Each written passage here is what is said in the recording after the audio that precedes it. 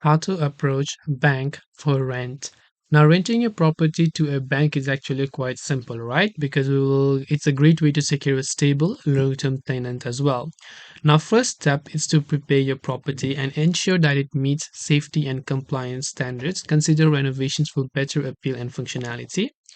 Research potential tenants. Identify banks expanding in your area or needing new branches. Check their websites and news for any lease requirements. Craft a compelling proposal. You can highlight your property's location, size, and amenities and advantages. Offer a competitive rental price based on market research.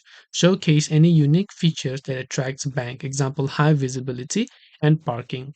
You can also reach out to banks, directly contact their real estate or leasing departments, attend industry events, or network with relevant professionals. Utilize online platforms listing commercial properties for lease. Negotiate the lease. Clearly define terms like rent, lease duration, responsibilities, and maintenance. Seek legal counsel to ensure a fair and mutually beneficial agreement. You can finalize the deal by signing the lease agreement. Renting to a bank can be a lucrative venture if done right. By following these steps and presenting your property effectively, you can secure a reliable tenant and maximize your rental income.